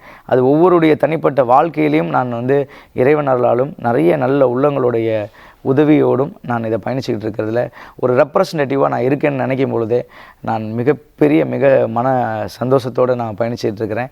இதில் என்னென்னா என்னுடைய குடும்பத்துக்கான அவங்களுக்கான தேவைகளையும் நேரத்தையும் என்னால் அதிகமாக கொடுக்க முடியுன்ற வருத்தம். ஆனால் அதில் எங்கள் குடும்பம் வந்து அந்த நேரத்தை தவிர்த்தா கூட மக்களுக்கான ஒரு பணியோடு நீங்கள் சென்று கொண்டு இருக்கிறீங்கன்றதுனால அவங்களும் அவங்களுடைய அனுமதித்தலோடும் நான் இதை செஞ்சிட்ருக்கேன்றது எனக்கு பெரிய என் குடும்பத்துக்கு இந்த நேரத்தில் என் அம்மா, மனைவி, தங்கை, குழந்தைகள், அப்புறம் என்னுடைய மச்சான் எல்லாருக்கும் நல்ல நன்றியை தெரிவிச்சுக்கிறேன். நிச்சயமாக ஒரு முக்கியமான ஒரு கேள்வி இது கேட்டலாம்னு எதிர்பார்க்குறேன். எனக்கும் நீண்ட நாட்களாக இருந்த ஒரு கேள்வியாகவும் ஒரு ஆதகமாக இருந்த ஒரு விஷயம், இந்தியாவிலிருந்து விசேஷமாக தமிழகத்திலிருந்து 200 வருஷத்துக்கு முன்னாக வந்த ஒரு மக்கள் சமூகம், அதில் 50% ஏற்கனவே வலுக்கட்டாயமாக நாடு கடத்தப்பட்டாங்க. மிகுதியாக இருக்கிற அந்த 50% இந்த மக்களுக்கு இந்தியாவில் இருக்கின்ற அல்லது தென்னகத்தில் இருக்கின்ற விசேஷமாக உங்களை போன்ற நட்சத்திரங்கள் ஏன் இதுவரைக்கும் உதவ முன்வர இல்லை அப்படின்ற ஒரு கேள்வி எனக்குள்ளே இருந்தது. அது சரியாக விஷயம் போய் சேரலை அப்படின்ற உண்மை என்னன்னா, இப்போ இங்கே இருக்கக்கூடிய பிரச்சனைகள் வந்து அங்கே தெரியப்படுறதுக்கான வாய்ப்புகளே கிடையாது. நீங்கள் இப்படி யோசிச்சிங்கன்னா உங்களுக்கு ரொம்ப ப்ராக்டிக்கலாக சொல்லணும்னா, இங்கே போர் நடந்துக்கிட்டு இருந்தது இல்லையா, அந்த போர் எதற்காக நடக்கப்பட்டதுன்னு கூட நிறைய பேருக்கு தெரியாது. எனக்கு கூட தெரியாது. நான் 2009 போர் முடிந்த காலங்களில் இங்கே வந்து முதல் முறையாக இறங்கும் பொழுது இங்கே இருக்கக்கூடிய மனிதர்கள்ட்ட நான் தேடி தெரிஞ்சுக்கிட்டேன். ஒரு கல்விக்கான ஒரு போராட்டமாக தான் இது ஆரம்பிச்சிருக்கு அப்படின்றது வந்து நிறைய பேருக்கு தெரியாது. அப்போ இலங்கையிலேருந்து ஒரு பிரச்சனை நடக்குதுன்னு இந்தியாவில் இருக்கக்கூடியவங்களுக்கு தெரிஞ்சால் தானே ஏதாவது செய்ய முடியும். இப்போ எங்களுடைய கலைஞர்களை நாங்கள் குறை சொல்கிறதுக்கு இல்லை. ஏன்னா கலைஞர்கள் எல்லாரும் தனிப்பட்ட முறையில் அவங்கவுங்க ஒரு 10 பேர் 5 பேருக்கு உதவி செஞ்சுட்டு தான் இருப்பாங்க. பார்க்குறவங்களுக்குலாம் இப்போ இன்ஸ்டாகிராம் எடுத்திங்கன்னா எனக்கு குறைஞ்ச ஒரு 100 பேர் வந்து எனக்கு கடன் இருக்குது, காசு கொடுங்க, இது இல்லை உதவி வந்து இப்போ எல்லாரும் எனக்கும் கடன் இருக்குது. கடன் படுறதுன்றது வந்து வேறு. நம்முடைய தேவைக்காக நாங்கள் வந்து எப்படி யோசிக்கிறோம்னா, ஒருத்தருடைய ஆசைக்காக உதவி செய்பவர்கள் அல்ல, ஒருத்தருடைய தேவைக்காக உதவி செய்பவர்கள். ஆசைப்பட்டு நம்ம ஒரு விஷயங்கள் கடனாளி ஆகும் பொழுது அதற்கான விஷயத்தை, அந்த அனுபவத்தை, அந்த பிரச்சனைகளை நம்ம எதிர்கொண்டு தான் ஆகணும். தேவை என்பது அவனுடைய அத்தியாவசியம் வாழ்வாதாரம், அதற்கு கல்வி, அடிப்படை வாழ்வாதாரம், மருத்துவம், அவனுடைய உணவு, இதுக்கு வந்து உடைக்கும் இந்த விஷயங்களை வந்து நம்ம செஞ்சிட்டோம் அப்படின்னா அதுக்கப்புறம் ஓடி அவன் சம்பாரித்து அவன் குடும்பத்தை பார்த்துக்க போகிறான். அப்போ அந்த காலகட்டங்களில் நம்ம எப்படி அவனை தாங்கி பிடிக்க போகிறோன்றதான் நான் யோசிப்பேன். நிறைய கலைஞர்கள், எங்களுடைய கலைஞர்கள் இந்த கொரோனா காலங்கள்லாம் வந்து அத்தனை பேரும் எனக்கு பணம் அமைச்சு பாண்டி நீ போய் செய்டான்னு சொன்னவங்களாம் இருக்காங்க. அதனால் எங்கள் கலைஞர்களை நான் எந்த இடத்துலையும் விட்டு கொடுக்க முடியாது. சமுத்திரகனி அண்ணெல்லாம் பல வாட்டி எனக்கு ஒரு 2 வருஷம் எனக்கு தொடர்ந்து சப்போர்ட் பண்ணிட்டு இருந்தார்.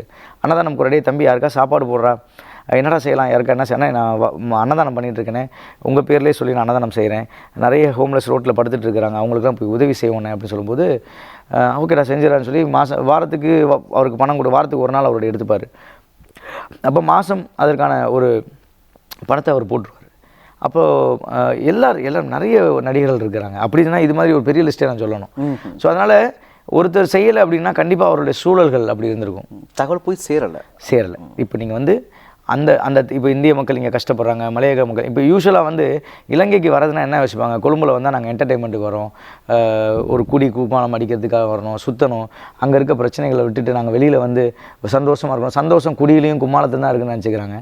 நானும் அப்படி ஒரு காலத்தில் இருந்த காலங்கள்லாம் உண்டு. ஒரு 2 வருடங்கள் ரொம்ப பிரச்சனைக்குள்ளானது இல்லை. அதனுடைய போதையை தாண்டி இப்போ வந்து ஒரு பாட்டிலுக்கு 6000 ரூபா செலவு பண்ண காலங்கள் போய் அதே 6000 ரூபாய்க்கு இன்றைக்கி 2 குடும்பத்துக்கு ஒரு மாதத்துக்கு தேவையான மளிகை ஜாமான் கொடுக்க முடியும்னா அது இன்னும் போதை தானே. சூப்பர். இப்போது இந்த போதை விழிப்புணர்வுக்கு சம்மந்தமான ஒரு குறும்படம் யூடியூப்பில் இருக்குது, ரகம். நான் டைரக்ட் பண்ணி மியூசிக் பண்ணது ரகம் சொல்லிட்டு. நான் அதே மாதிரியான போதை பழக்கங்களை கொஞ்ச நாள் தடுமாறி போனேன் சில பிரச்சனைகளால். இதுதான் வலியோ, நமக்கு வேறு எதுவுமே இல்லையே, யாரும் இல்லையே, உறவு, அம்மா, ஒய்ஃபு, எல்லோரும் சண்டைகள், ஒரு கட்டத்தில் ஒரு குடும்பமே பிரிய போகக்கூடிய சூழலில் ஐயோ இறைவன் நாடி போகும்போது அந்த இடத்துலேருந்து என்னை இறைவன் காப்பாற்றிட்டான்னு தான் சொல்லணும். செய்த புண்ணியங்கள் நம்மளை தூக்கிட்டு வந்துருச்சுன்னு தான் சொல்லணும். இப்போ எந்த பழக்கமும் இல்லாமல் நேர்மையாக அந்த ஒரு அணுகக்கூடிய ஒரு வாழ்க்கை வருதுன்னா களவும் கற்றுமரன்னு சொல்லுவாங்க. அந்த மாதிரி ஒரு இடத்துல போய் நான் ரிட்டர்ன் வந்திருக்கேன் என்னோடய லைஃபு. ஸோ அதெல்லாம் வந்து இது ஒவ்வொருத்தருக்கும் வந்து என்ன சொல்லணும், அந்த நேரத்தில் எனக்கு நிறைய மனிதர்கள் ஃபோனில் பேசும்பொழுது கவுன்சிலிங் தான். அதாவது எப்படின்னா, ஒருத்தருடைய பிரச்சனையை இவனுக்கு எதுக்கு நான் அட்வைஸ் பண்ணணும், அட்லீஸ்ட் காசு பணம் கொடுக்கல, நானும் ஃபோன் பண்ணி டே கவலைப்படாதடா, டே நம்ம ஜெயிச்சலாம்டா, இன்றைக்கி தான்டா பிரச்சனை, நாளைக்கு நல்லா இருப்போம்டா, நீ ஏன்டா இன்றைக்கி பற்றி இதே யோசிக்கிற, இல்லைடா எனக்கு யாருமே இல்லைடா, நிறைய பேருடைய அந்த புரிதல்கள் வந்து தன் உறவுகள் யாருமே இல்லையே, சொந்தமும் பந்தமும் யாருமே இல்லைன்னும் போது அவங்களுக்கான வழி இருக்கு இல்லையா, அது வந்து ரொம்ப பெருசு. உங்களால் உதவி செய்ய முடியலையா, தயவுசெய்து அட்லீஸ்ட் ஒரு நல்ல ஆறுதலான வார்த்தை கொடுங்க, அன்பான வார்த்தைகள் கொடுங்க, நீ ஜெயிச்சிருன்ற நம்பிக்கையை கொடுங்க. அது வந்து பெரிய மாற்றத்தை கொடுக்கும். உங்களை படிக்கிற மாணவர்கள் எல்லாருமே நீங்கள் நான் ஃபஸ்ட்டு வந்துட்டேன், நான் எக்ஸாம் படிச்சுட்டு நான் ஃபஸ்ட்டு வந்துட்டேன்னா, படிக்காத மாணவர்கள் ஒரு 60% இருக்காங்கன்னா அவங்கள்ட்ட போய் என்கரேஜ் பண்ணுங்கள், இப்படி படி, இந்த மாதிரி நீயும் படித்து நீயும் வரலான்ற ஒரு நம்பிக்கையை கொடுங்க. அதை கேட்கக்கூடிய மாணவர்களுக்கு கொடுங்க. கேட்காதவங்க பட்டு தான் திருந்த வேண்டும். அவன் கேட்க மாட்டான் அப்படின்னு சொன்னால் அவன் பட்டு தான் திரும்ப, அட்டிப்பட்டு மிதிப்பட்டு அவமானப்பட்டு அசிங்கப்பட்டு இப்படி தான் வர முடியும். அப்போ ஏன் அசிங்கப்படுறான், அவன் நல்லா இருக்கானே, நம்ம ஏன் நல்லா இல்லைன்றதை யோசிக்கிறதுக்கு நாம் செய்யக்கூடிய அந்த புரிதல்கள் தவறுகள் எல்லாமே நமக்குள்ள நாளுக்கு நாள் அதை நம்ம கவனிக்காமல் இருக்கிறது. அந்த கவனம், ஐயோ என்ன நான் கவனிக்கிறேன், என் ஃப்ரெண்டு கூப்பிட்டாரு, நான் போய் சிக்கன் சாப்பிட்டேன் மட்டன் சாப்பிட்டேன்னு போயிடும்.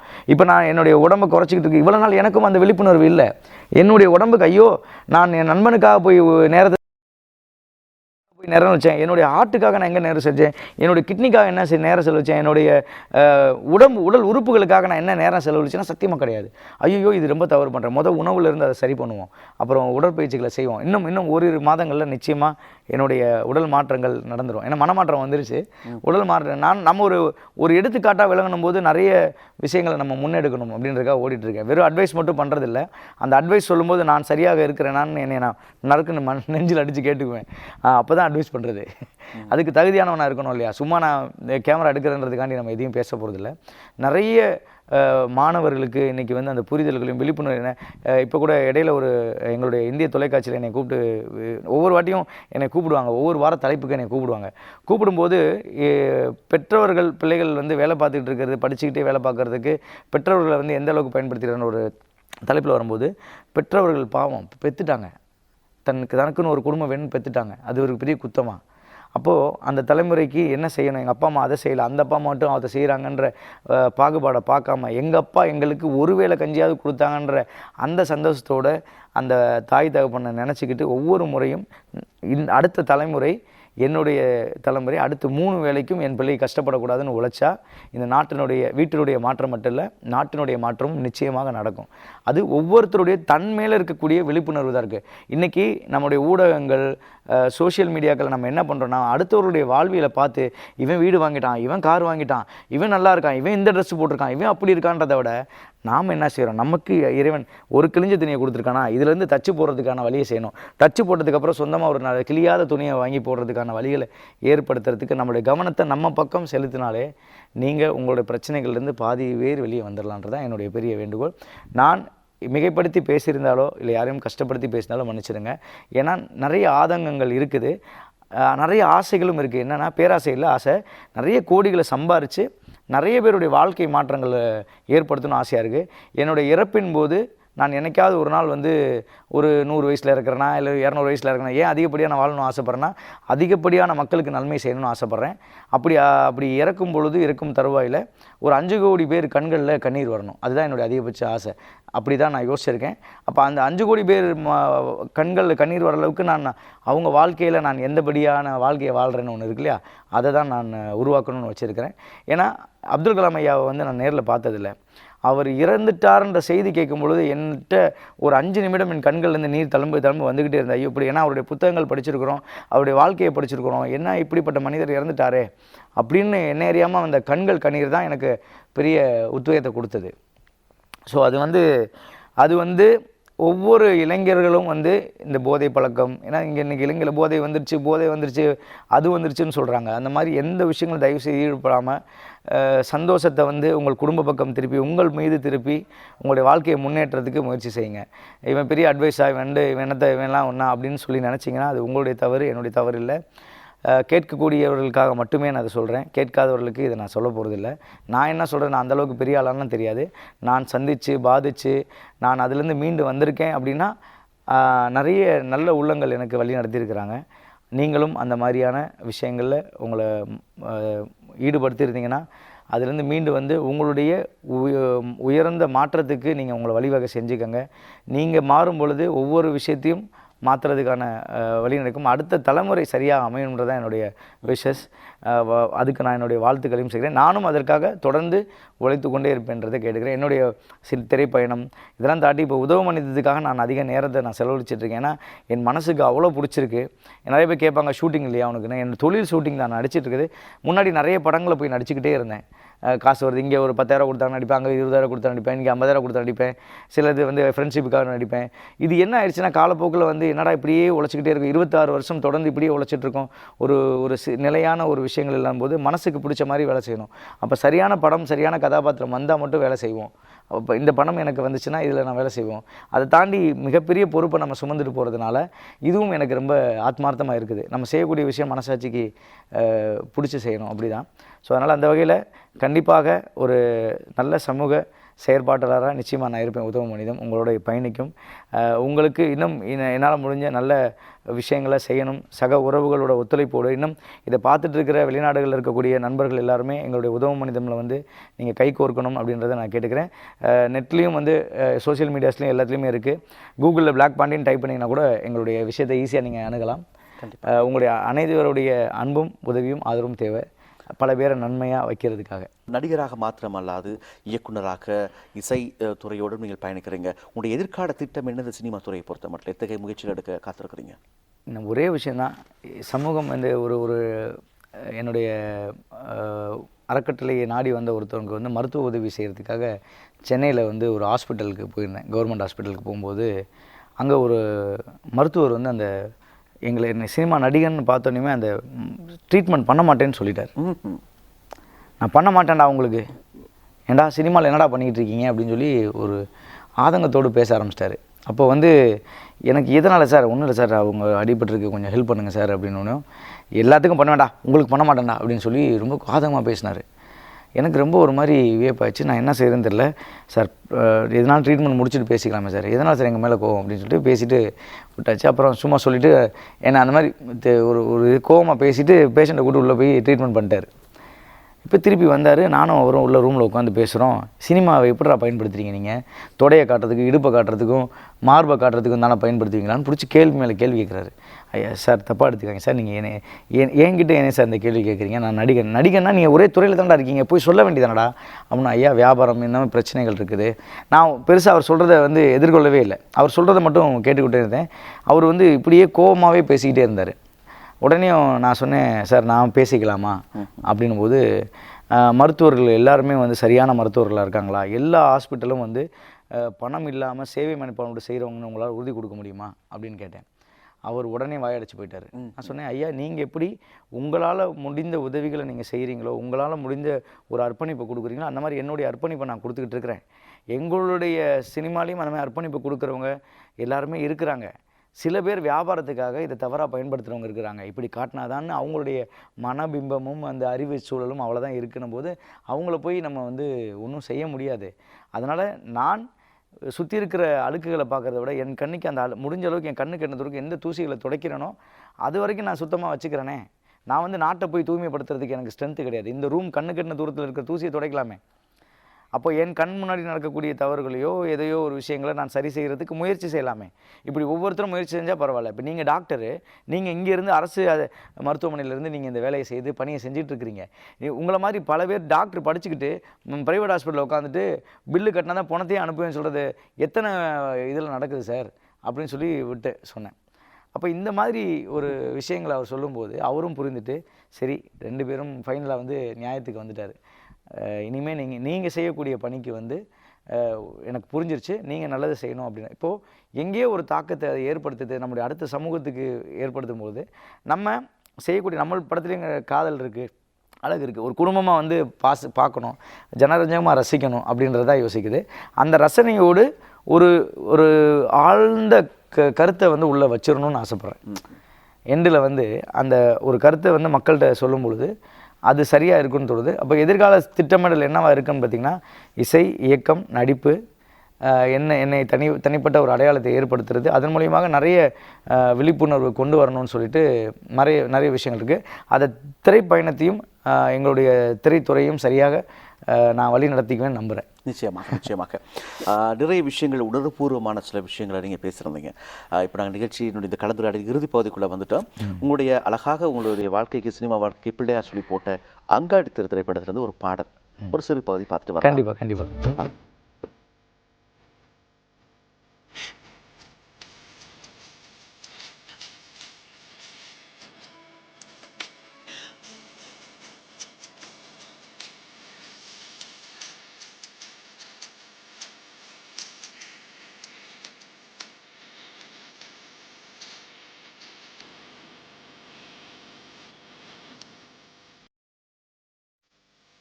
அவர் அப்படி ஒன்றும் அழகில்லை. நம்முடைய அஜித்குமார் போல அப்படி ஒரு அழகும் இல்லை. அவர் அப்படி ஒரு நிறமும் இல்லை. எம்ஜிஆர் போல அப்படி ஒரு நிறமும் இல்லை. ஆனால் இவருக்கு நிகர் எவரும் இல்லை அப்படின்னு எங்களால் சொல்லக்கூடியதாக இருக்கிறது.